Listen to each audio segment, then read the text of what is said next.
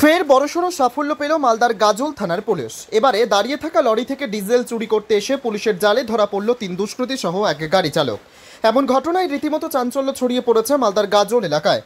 জানা গেছে ধৃতরা হলো বিশ্বনাথ মুর্মু, রমজান আলী, শেখ শামীম আলম এবং অনিল হাসদা। পুলিশ সূত্রে ঘটনা সম্পর্কে জানা গেছে, সোমবার ভোররাত আনুমানিক 3টা নাগাদ মালদার গাজলের রাঙাভিটা ট্রাফিক মোড় সংলগ্ন এলাকার বালুরঘাট মালদা জাতীয় সড়কের ধারে একটি লরি দাঁড় করে গাড়ির চালক গাড়িতে ঘুমিয়েছিলেন। সেই সময়ে লরির পাশে একটি বোলেরো গাড়ি এসে দাঁড়িয়ে গাড়ি থেকে 4 জন দুষ্কৃতী নেমে পাইপের মাধ্যমে 3টি প্লাস্টিক ঝাড়ে তেল চুরি করতে থাকে। ঠিক সেই সময় টহলদারিতে থাকা কর্তব্যরত পুলিশের নজরে আসতেই 4 জন দুষ্কৃতীকে হাতে নাতে পাকড়াও করে গাজল থানার পুলিশ।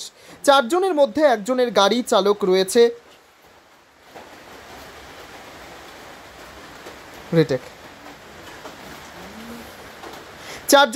একজন গাড়ি চালক রয়েছে বলে খবর। বোলেরো গাড়িটি জব্দ করে পুলিশ। যদিও লরি থেকে তেল চুরির ঘটনা স্বীকার করে দুষ্কৃতীরা।